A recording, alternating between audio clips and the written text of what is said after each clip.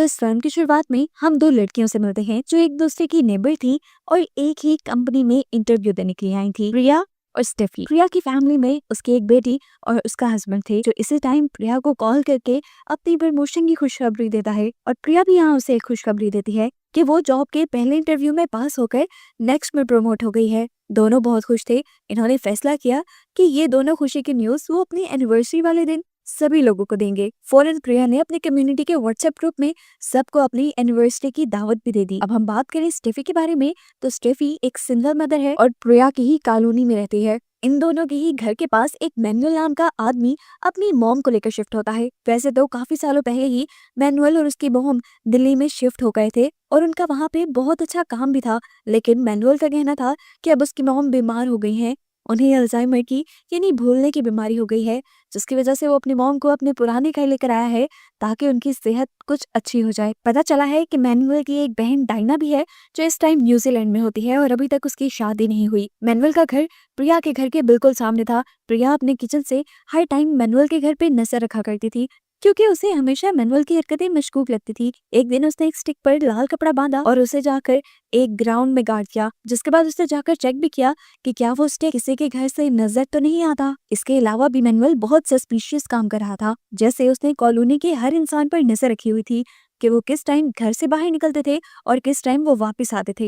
यहीं पर वो स्टेफी से भी दोस्ती कर लेता है। क्योंकि वो सिंगल थी तो वो भी बहुत जल्दी मैनुअल की तरफ अट्रैक्ट होने लगी और मैनुअल ने स्टेफी को अपने फायदे के लिए इस्तेमाल किया और उससे यहाँ के हर आदमी का पता चलवा लिया। एक दिन अपने घर से प्रिया मैनुअल की मॉम से बात करने की कोशिश करती हैं, जैसे दो नेबर्स कहते हैं, तो अजीब तरीके से मैनुअल की मॉम बिना कोई जवाब दिए घर के अंदर चली जाती है। प्रिया तो ये भी नोटिस करती थी कि मैनुअल हमेशा अपने घर के खिड़की, दरवाजे, पर्दे सब कुछ बंद रखता था ताकि उसके घर को बाहर से कोई देख ना पाए, और ये चीज वो बार बार चेक भी करता था कि कहीं उसका घर दूसरों के घर से दिख तो नहीं रहा। एक दिन मैनुअल के घर पे एक बहुत बड़ी लेजर्ड आ जाती है। मैनुअल उसे पकड़ लेता है और शाम में उसे पकाकर सभी नेबर्स को दावत दे देता है। ऐसा करके वो नेबर्स के दिल में अपनी जगह बनाना चाहता था। सभी लोगों ने ये बात नोटिस की कि मैनुअल वो गोश्त नहीं खा रहा जो वो इन लोगों को दे रहा था। जब उससे पूछा गया तो मैनुअल ने बताया कि उसका आज फास्ट है। प्रिया जो ये सब नोटिस कर रही थी वो सोच में पड़ गई कि आखिर मैनुअल अपने फास्ट वाले ही दिन दूसरों के लिए ये क्यों बनाएगा। अगले दिन मैनुअल अपने एक अंकल से मिलता है। अंकल ने बताया कि वो रेड कपड़े वाली लकड़ी पूरी सोसाइटी से नहीं दिखती और अब हमें कोई टेंशन लेने की जरूरत नहीं है। ये लोग आखिर क्या करना चाहते थे, यही तो मिस्ट्री थी। ये लोग बातें कर रहे थे कि अब बस हमें सही वक्त का इंतजार करना है और अपना मिशन कंप्लीट कर देना है। अगले दिन हम देखते हैं कि मैनुअल स्टेफी से मिला और उसे स्टेफी से पता चला कि 19 तारीख को प्रिया के घर पार्टी है। पूरी कॉलोनी वाले प्रिया के घर होंगे और यही सही मौका है उनके काम को अंजाम देने का। और इसी चीज की खबर वो अपने फ्रेंड और अंकल से भी कह देता है। खबर मिलने के बाद मैनुअल के दोस्त ने बाजार से कुछ केमिकल्स, एक पानी का टैंक और बहुत सारी पॉलीथीन शीट खरीद ली थी। आज वो दिन भी आ गया था जब प्रिया की एनिवर्सरी थी। सब लोग प्रिया के घर जमा थे, लेकिन प्रिया ने नोटिस किया कि मैनुअल और उसकी मॉम नहीं आई। यहाँ मैनुअल अपने अंकल के साथ कुछ सीक्रेट प्लान कर रहा था, जो करने के बाद उसने एक आयरन ऑन की और अपनी मॉम की साड़ी के ऊपर रख दी। थोड़ी देर में उस साड़ी में आग लग गई और प्रिया के घर से सबने उनके घर ये लगती हुई आग देखी। सभी पार्टी छोड़कर आग बुझाने के लिए लग जाते हैं और मैनुअल भी ये शोर मचाना शुरू कर देता है कि उसकी मॉम अंदर है। ये बात तो उसे पहले से भी पता थी। आग बुझाने के बाद इन लोगों ने देखा कि मैनुअल की मॉम उसके घर पर ही नहीं थी। मैनुअल अपने मॉम की गुम होने की वजह से पुलिस को भी बुला लेता है, जो घर की छानबीन के बाद पता चलाते हैं कि आग तो आयरन से ही लगी है। तब मैनुअल ने कहा कि शायद मेरी मॉम आग से डर कर भाग गई हो, वैसे भी उन्हें भूलने की बीमारी है। ये सुनते ही पुलिस उन्हें पूरे शहर में ढूंढने लग गई। पुलिस को मैनुअल की मॉम रेलवे स्टेशन से मिल भी जाती है।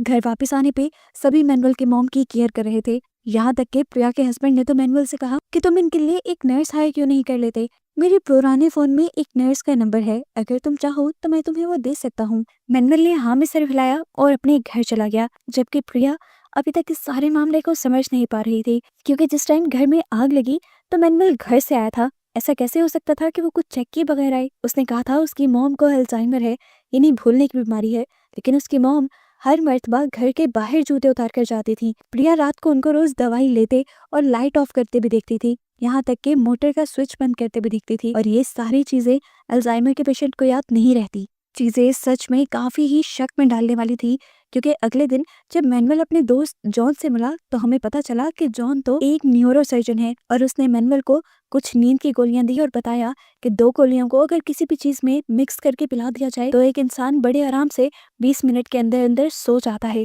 घर आकर वो स्टेफी को अपने घर बुलाता है और बताता है कि मुझे आज किसी काम के सिलसिले में दिल्ली जाना है, तो क्या आज तुम मेरी मॉम के पास रुक सकती हो। स्टेफी मान गई थी। मैनुअल ने बताया कि मैंने अपनी मॉम के लिए आम का जूस बना कर रखा है, उसे तुम भी पी लेना और मॉम को भी याद से पिला देना। दिखाया गया कि मैनुअल ने उस मैंगो जूस में नींद की दवाई मिलाई हुई थी। घर से निकलने के कुछ देर बाद मैनुअल ने स्टेफी को कॉल की और पूछा क्या मॉम ने वो मैंगो जूस पिया, तो स्टेफी ने बताया कि वो मैंगो जूस नहीं पी रही। तब उसने स्टेफी से कहा कि पहले तुम उनके सामने बैठकर वो जूस पियो, उसके बाद वो भी जूस पी लेंगी। अब मैनुअल के कहने पर स्टेफी ने वो जूस पी लिया और इतने में ही अब प्रिया भी मैनुअल के घर आई। वो आयरन देने के बहाने से घर चेक करने आई थी क्योंकि उसे मैनुअल की हरकतें मशकूक लगती थी। इसी सब के दौरान हम देखते हैं कि मैनुअल के अंकल भी छुपे हुए रास्ते से मैनुअल के घर की तरफ आ रहे थे। उन्होंने घर के अंदर जाती जब प्रिया को देखा तो फौरन मैनुअल को कॉल की। वो भी घबरा गया। वो जानता था कि अभी थोड़ी ही देर में स्टेफी बेहोश हो जाएगी और उसी टाइम के अंदर अंदर इन्होंने सारा काम करना था। उसने अपने अंकल से कहा कि जब तक प्रिया घर पे है तो आप अंदर मत जाइएगा। प्रिया को घर से निकालने के लिए मैनुअल प्रिया के हस्बैंड को कॉल करता है और उससे उस नर्स का नंबर मांगता है जिसके बारे में उसने पिछले दिनों बात की थी। अब क्योंकि ये बात उसने पहले ही बताई थी कि वो नंबर उसके पुराने फोन में है, तो उसने प्रिया को कॉल करके कहा कि तुम पुराने फोन में से वो नंबर निकाल कर मैनुअल को दे दो।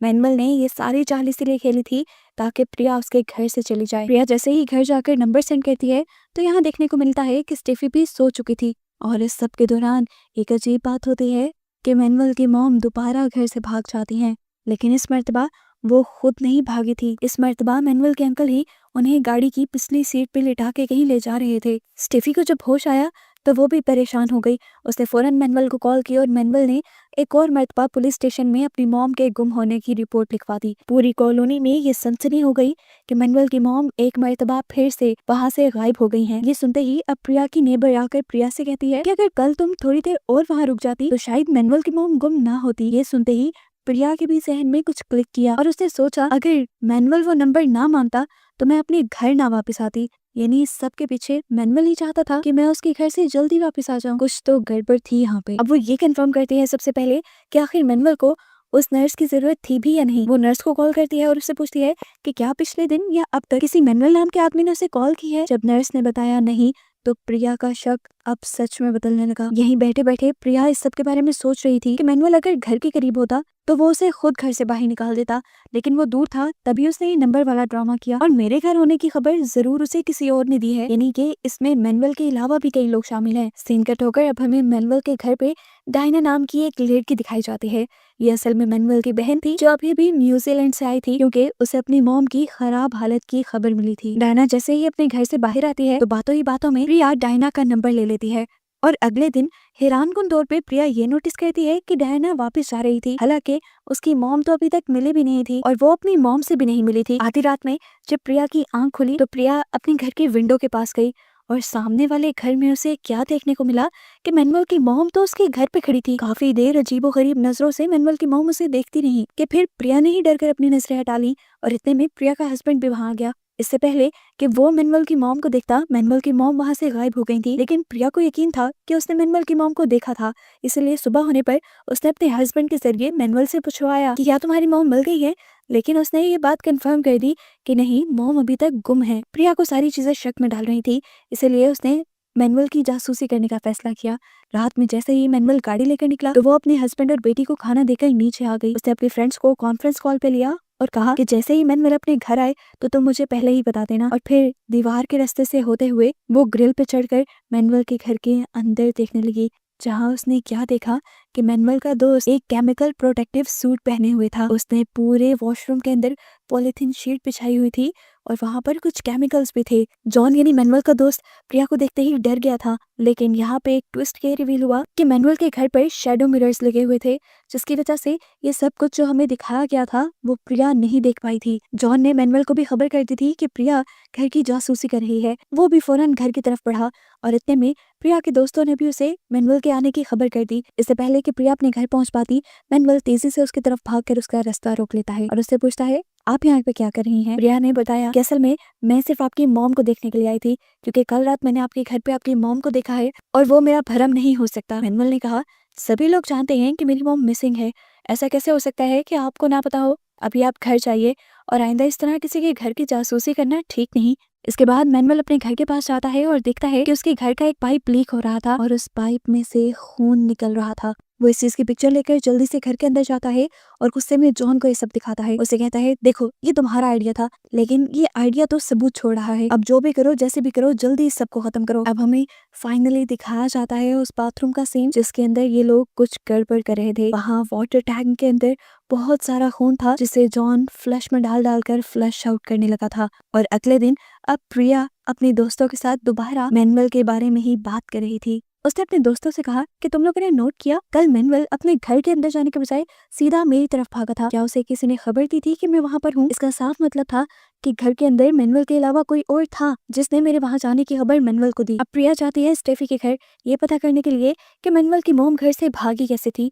तब स्टेफी ने प्रिया को बताया कि देखो, मैं दोपहर में नहीं सोती, लेकिन पता नहीं कैसे उस दिन मुझे नींद आई, मैं सो गई और मेरे सोते सोते ही मैनुअल की मॉम वहां से चली गई। उस दिन के बाद से मैनुअल ने मेरे से कोई बात नहीं की क्योंकि उसे लगता है उसकी मॉम के गायब होने के पीछे मेरा हाथ है। तंग आकर अब प्रिया डायना को यानी मैनुअल की बहन को कॉल करती है और उससे कहती है, मुझे कुछ गड़बड़ी फील हो रही है। जिस रात आप घर से गई थी मैंने आपकी मॉम को अपने घर के अंदर देखा था और वो मेरा भ्रम नहीं था। ये सारी बातें सुनकर डायना ने भी उसकी बात छुटला दी और कहा, मॉम अभी तक गायब है, शायद तुम्हें कोई गलत फहमी हुई होगी। जिसके बाद दिखाया गया कि मैनुअल आधी रात में कुछ बड़ी बड़ी बोरियां लेके अपने घर की तरफ भाग रहा था, जैसे वो कुछ छुपाना चाह रहा हो। और ये चीज प्रिया के एक दोस्त ने नोटिस कर ली। सुबह होने पर मैनुअल को एक और बुरा मैसेज ये मिल गया कि डायना सुबह होने पर यहाँ आ रही है। इसीलिए वो घबराकर अपने दोस्त जॉन से कहता है कि जल्दी जल्दी सब कुछ पैकअप करो। ये दोनों मिलकर जल्दी जल्दी सारा काम समेट देते हैं, सारा केमिकल फ्लश आउट कर देते हैं और हर चीज वहां से पैक कर देते हैं। जिसके बाद मैनुअल यहाँ से निकल गया और मैनुअल के यहाँ से जाते ही प्रिया की दोस्तें मैनुअल के घर आ गई। वो भी छानबीन करना चाहती थी कि आखिर उस दिन बोरियों में छुपा कर मैनुअल अपने घर लाया क्या था। वहां जाकर उन्होंने नोटिस किया कि वहां की वॉल्स पे नया पेंट किया गया था, जिसको हटाकर प्रिया के दोस्त ने देखा कि उसके नीचे खून के निशान थे और इस चीज की तस्वीर लेकर उसने प्रिया को सेंड कर दी। और इतने में ही जॉन यानी मैनुअल का दोस्त जल्दी से बाहर निकल आया। वो घबराया हुआ था इससे पहले कि वो जान लेता कि लड़कियां जासूसी कर रही हैं। उन लड़कियों ने बड़ी अच्छी एक्टिंग की और उससे पूछने लगी मैनुअल की मॉम के बारे में। इतनी देर में अब प्रिया को अपने हस्बैंड की कॉल आती है जो उसे बता रहा था कि मैनुअल की मॉम एक ओल्ड एज होम से मिल गई है। वो असल में प्रिया को ये एहसास दिलवाना चाह रहा था कि उस दिन जो प्रिया ने देखा वो उसका भ्रम था और मैनुअल की मॉम सच में घर से गायब थी। प्रिया की तो कुछ समझ में नहीं आ रहा था। मैनुअल की मॉम के घर आते ही गाँव के लोग मैनुअल की मॉम से मिलने के लिए आए और सभी को मैनुअल ने ये कहा कि हम जल्द ही मेरे दोस्त के घर शिफ्ट हो जाएंगे क्योंकि यहाँ मैं अकेला होता हूँ और अपनी मॉम का ख्याल नहीं रख पाता।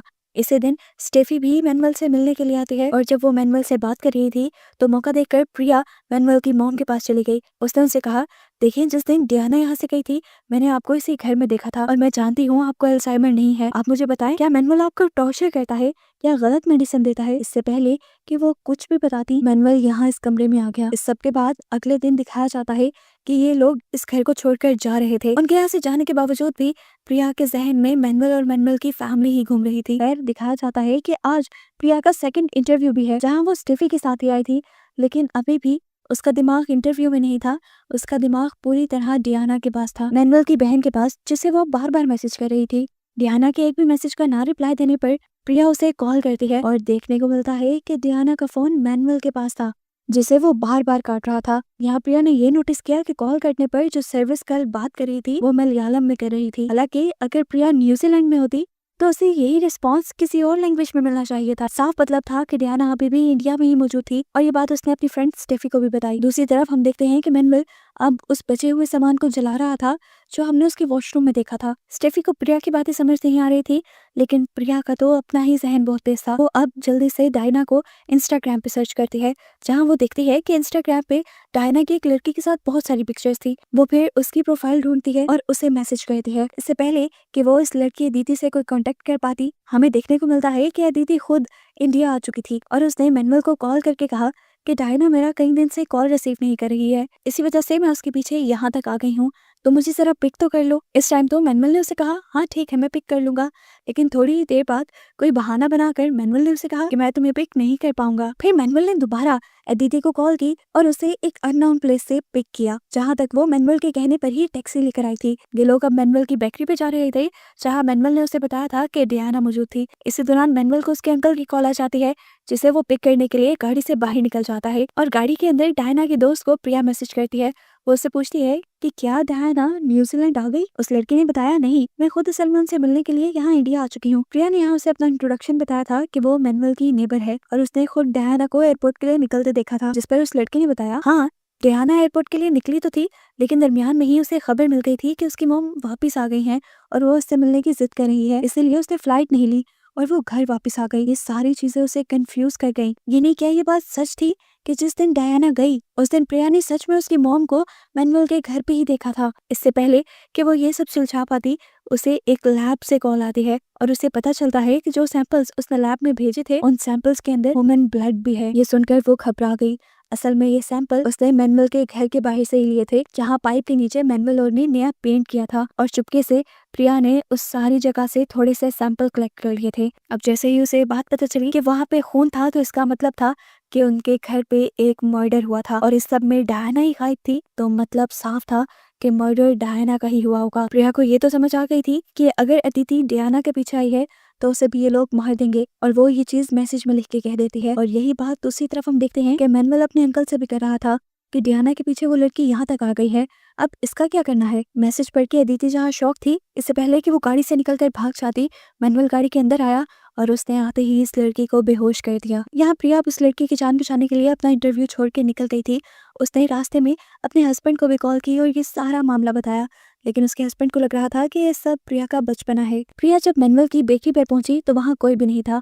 काफी देर इंतजार करने के बाद प्रिया को वहाँ पे एक पम्फलेट दिखा जिसमें साफ लिखा था कि मैनुअल एक और बेकरी बनाने वाला है और वो अब उसके नए एड्रेस की तरफ चली गई। यहाँ पे सब कुछ बहुत सुनसान था, उसे अंदर जाने से खौफ आ रहा था, इसीलिए उसने एक अक्लमंदी की और पहले पुलिस को कॉल कर दी और अपनी लोकेशन भी पुलिस को सेंड करके वो सारा मामला भी बता दिया जो उसके दिमाग में चल रहा था। उसने पुलिस से ये भी कहा था कि अदिति की जान खतरे में है। पुलिस इससे पहले कि यहाँ पहुंचती, प्रिया खुद ही बेकरी के अंदर चली गई कि उसे डर था कि ये लोग अदिति को मार न डालें। बेकरी के अंदर एक कमरा लॉक था। उसने वेंटिलेशन के जरिए एक स्टूल के ऊपर चढ़ के देखा तो अंदर सच में इन्होंने अदिति को लिटाया हुआ था और ये लोग बस उसे मारने ही वाले थे। अब प्रिया की भी जान खतरे में ना आ जाती, प्रिया ने अक्लमंदी दिखाई और फौरन बाहर की तरफ निकल गई और बाहर जाते ही उसने यहाँ के कांच तोड़ना शुरू कर दिए। कांच टूटने की आवाज से दोनों डर गए। मैनुअल ने अपने दोस्त को इस लड़की को छुपाने को बोला और वो बाहर आ गया, जहाँ उसे प्रिया दिखी। प्रिया को देखते ही वो साइको की तरह हो गया, क्योंकि बार बार प्रिया उनके प्लान में कोई ना कोई गड़बड़ी कर देती थी। इससे पहले कि वो प्रिया को ही कुछ कर देता,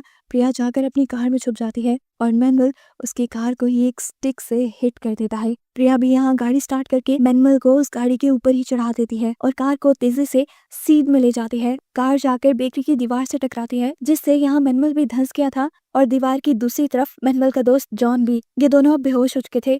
प्रिया हिम्मत ना हारते हुए अब गाड़ी से बाहर निकली और उसने जल्दी से यहाँ पे अदिति को ढूंढा और वो उसे मिल भी गई। जिसके बाद सीन यहीं से कट होकर हमें अगले दिन दिखाया गया कि मैनुअल के घर के पास बहुत सी पुलिस थी। इन्होंने अब मैनुअल की पूरी फैमिली को, यहाँ तक कि जॉन को भी अरेस्ट कर लिया था। और यहाँ एक बहुत बड़ा प्लॉट ट्विस्ट सामने आया कि यहाँ पर असल में डायना का ही मर्डर हुआ था और इस पूरे मामले की मास्टरमाइंड कोई और नहीं बल्कि थी मैनुअल की मॉम क्रेजी, जिसे पूरी मूवी में एक साइड कैरेक्टर की तरह दिखाया गया और अल्जाइमर का पेशेंट बताया गया। यहाँ पे असल में हो ये रहा था कि डायना एक लड़की से शादी करना चाहती थी और इस तरह इन्हें अपनी फैमिली रेपुटेशन का खतरा था। अपनी फैमिली में इज्जत बनाए रखने के लिए क्रेजी ने अपनी ही बेटी यानी डायना का मर्डर करने का प्लान किया और उसी सारे प्लान की वजह से ये लोग यहाँ आए। डायना की मॉम ने अल्जाइमर के पेशेंट होने की एक्टिंग की, जिसके बाद मॉम के गायब होने का बहाना बनाकर मैनुअल ने डायना को घर बुलाया और यहाँ पर उसका मर्डर किया। और वो जो फर्स्ट सीन में मैनुअल ने लकड़ी पे लाल कपड़ा बांधकर सोसाइटी के अंदर लगाया था, असल में ये वो रास्ता था जहाँ से मैनुअल की मॉम सीक्रेटली इस सोसाइटी से निकलकर मैनुअल के अंकल के साथ कहीं पे जाया करती थी